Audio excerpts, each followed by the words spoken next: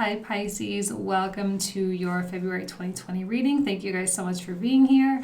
Let's dive into these cards. The very first one we get is the King of Swords. This is your energy, Pisces, all right? So Sun comes into Aquarius.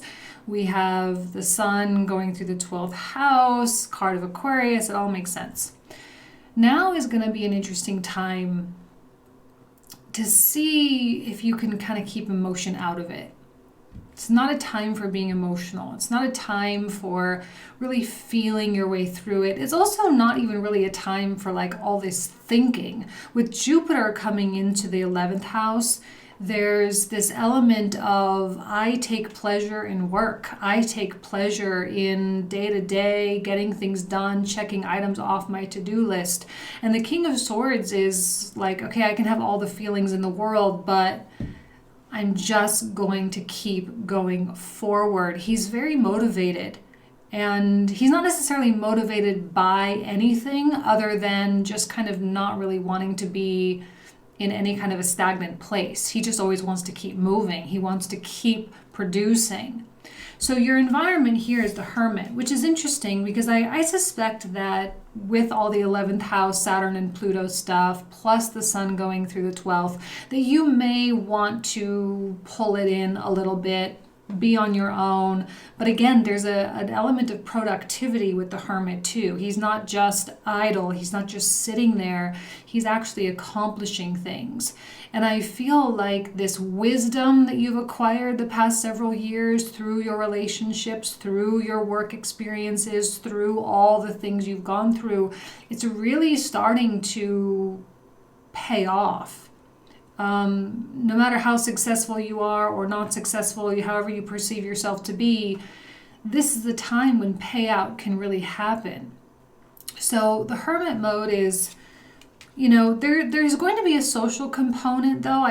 We do get the Three of Coins coming out. There is a collaborative, working with clients, working with people, having those conversations with your significant other kind of deal, but it's all very cut and dry.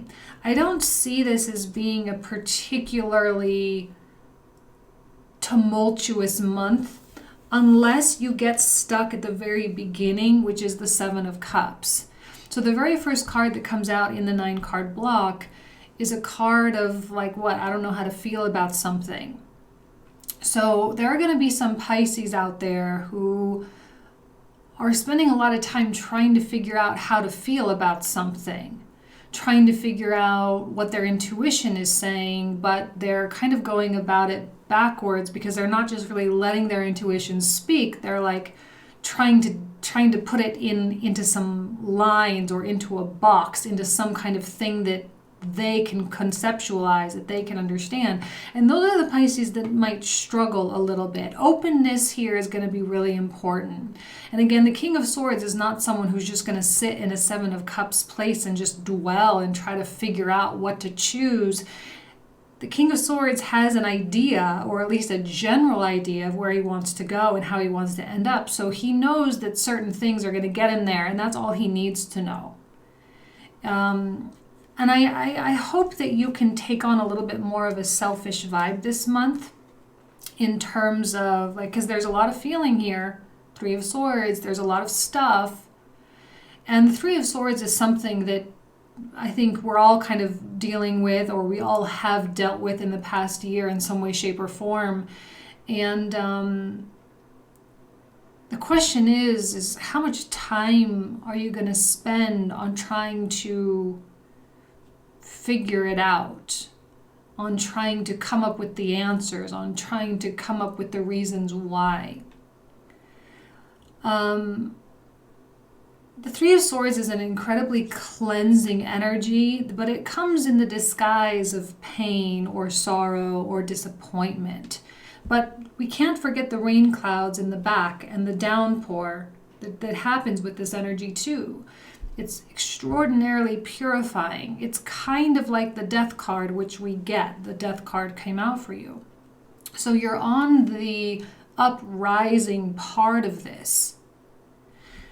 The next card we get, I think, is the main focus of the whole reading, which is the Three of Coins. This is the productivity. This is, I don't want to feel one way about it or another. I'm just going to go to work. And there might be a substantial focus on your work because it's something that is easy to understand, because there's not emotion with your work.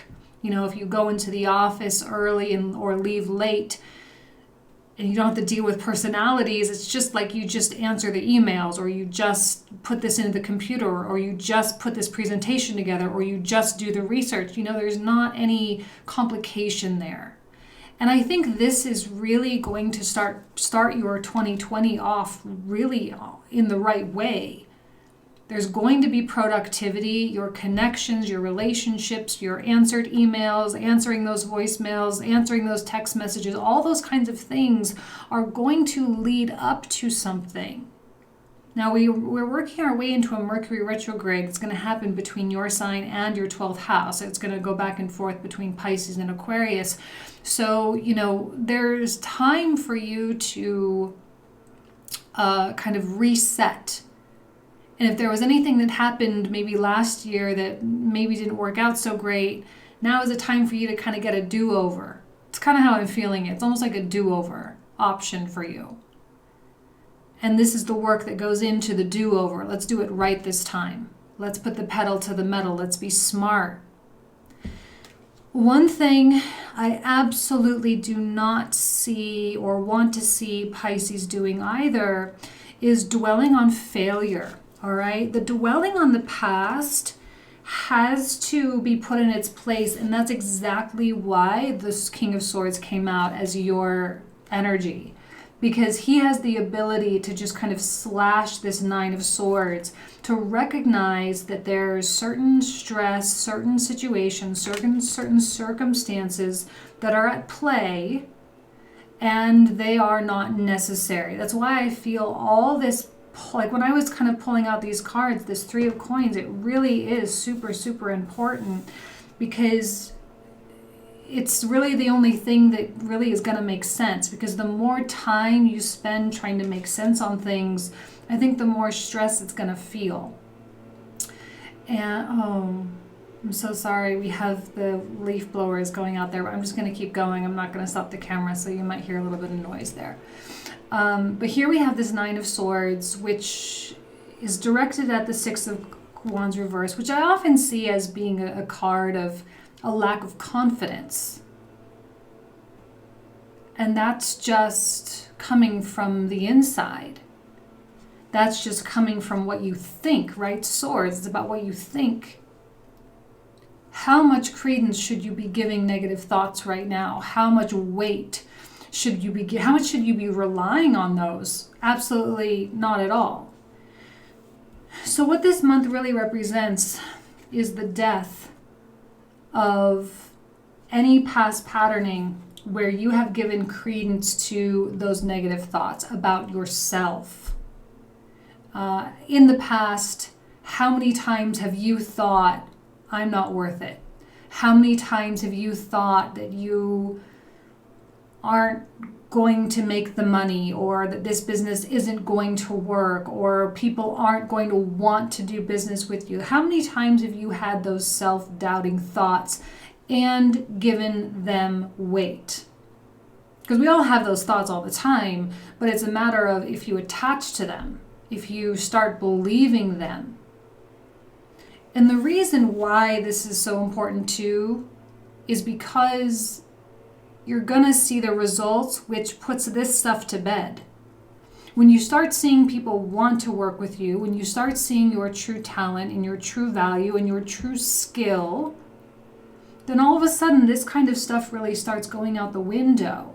And the whole thing is that you know none of that is true anyway. You already know that anything that goes through your mind that kind of puts where you put yourself down, you know that that's just kind of a self-punishment, and that's completely not needed. I think with Neptune going through your sign, Neptune can be such a confusing energy. And I don't care if you're a Pisces and ruled by Neptune, it doesn't matter. Neptune can be a really confusing sign. It can be very destructive. And the good thing, though, is that I feel like it's destroying all of this negativity here. And you're going to have this opportunity to really start to breathe and really start to believe the good things, maybe for the first time in a long time. So this Death card is actually going to open up the channel for the rewards. And it's going to start off small. It's going to start off with like a little deal here or a little text message there, a little something, a little something, a little something, and it's going to start snowballing into something much bigger. See, the fact that we get the Hermit card is actually no accident, because Hermit is the ruler of, or it's associated with Virgo, which is the sign opposite of yours. So you actually embody a lot of this Hermit energy, like a lot. And we know that Virgo is also a workhorse energy. He's got a wand in his hand there. He's not idle. Wands represent action. They represent movement. So here you have a wand, right? He's holding a staff. So he's not idle, ever. Now is not a good time to be idle. Now is not a time to wallow or sit and do nothing, because you'll be missing out on the reward. And when you see a penny on the ground, pick it up. And I say that metaphorically as well as literally. Metaphorically, even if it's a teeny tiny deal, take it. It's a teeny tiny text message, take it. Express your gratitude for this. Because when you start seeing this stuff come in, you're going to be at peace. And you are going to return to your natural element, which we see here. This is Pisces' natural element, High Priestess. This is you all the way. This is when your intuition is strong, not when it's confused. These are so completely opposite from one another. High Priestess, Seven of Cups, so different. This is someone who has no idea what their inner voice is saying, and this is someone who can only hear their inner voice. And I promise that you may go through a little bit of a Debbie Downer patch, a little bit, woe is me, this sucks, it's not working, I don't know what to do. Okay, that's 12th house. That's what the 12th house is all about. It's the house of our own undoing. They call it the house of madness. It's a house of a lot of things. And it shows us the things that aren't really important. And when we feel like all these things that we built up to create our identity are suddenly not important, then we feel like it has something to do with us, and that's completely not true.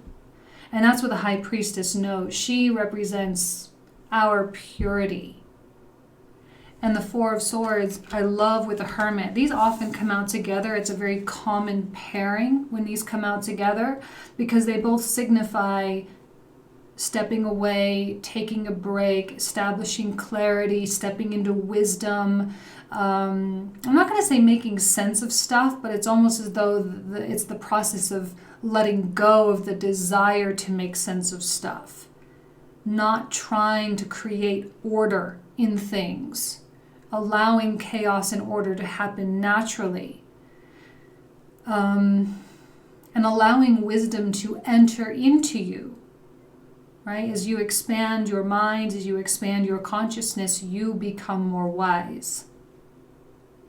So this is a short reading, actually. It's probably one of the shortest readings I've done in a really long time, but we'll go ahead and put the camera down so you can see what comes out for the comprehensive, because I'm not going to say that there's not people involved and there are difficult relationships and difficult connections that might not be making sense. We'll see what the other cards have to say here.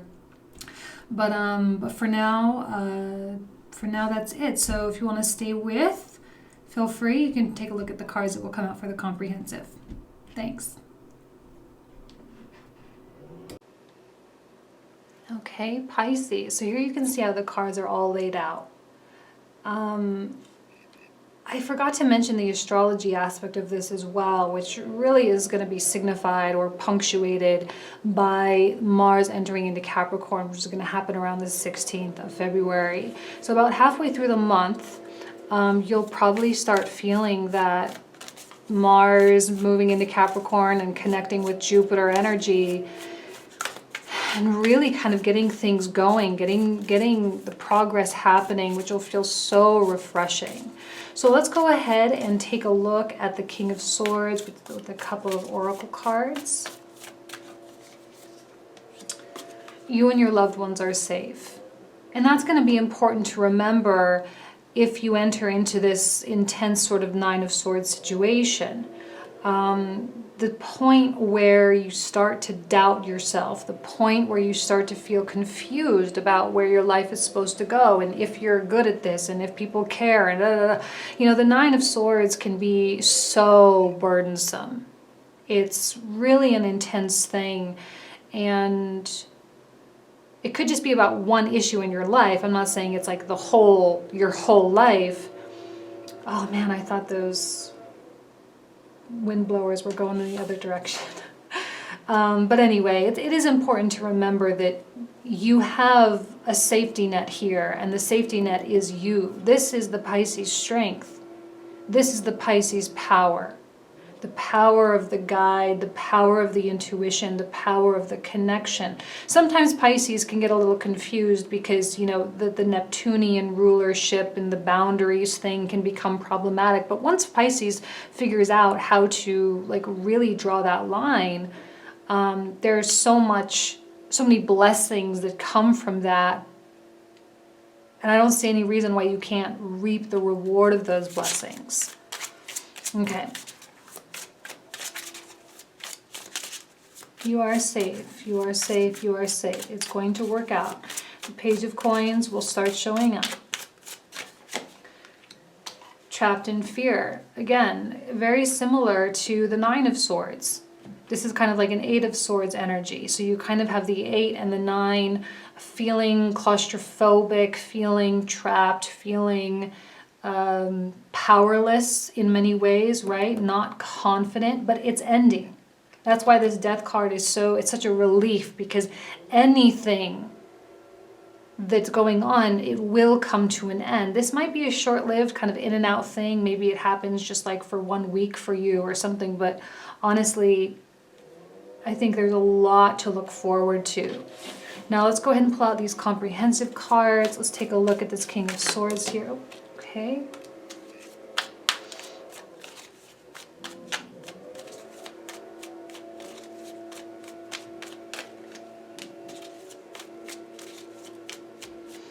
For those of you who are new, another Hermit, who are new to my channel, let's take a look at the Hermit then. These are going to be the comprehensive cards that we cover in the comprehensive reading. We'll talk for another 20 to 25 minutes about these cards. So if you want to join me, the link will be down below in the description box. Let's do one more for the Hermit. That seems like kind of a big deal. Okay. Let's take a look at the Seven of Cups.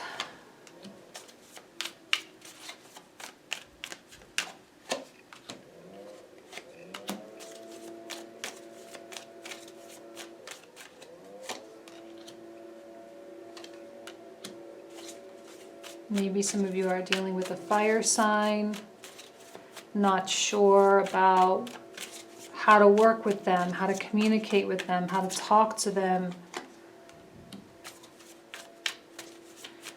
And one maybe an earth sign. Oh, a lot of people. 3 people. Maybe some of you have a third-party situation. That's also very likely, although it doesn't have to speak to you romantically.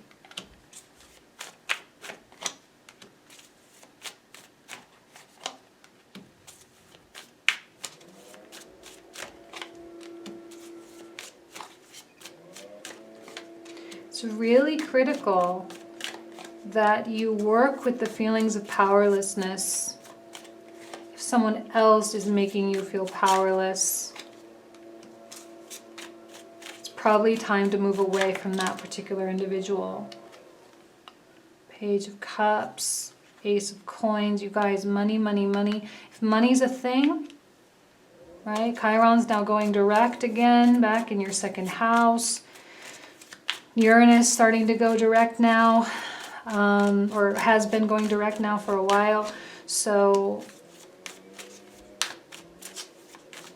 Money is on the mind of a lot of people. See, feelings, cups to reverse. I like the strength of the King of Cups here in terms of the emotional state. I like that a lot.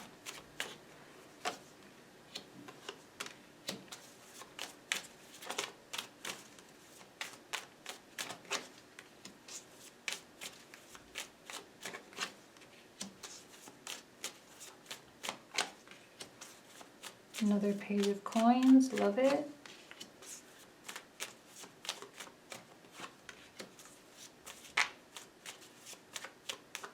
Alrighty, this is where we are going to pick up. So if you want to join me, again, link will be down below in the description box. Alright, thank you guys so much. Have an excellent month. See ya. Bye.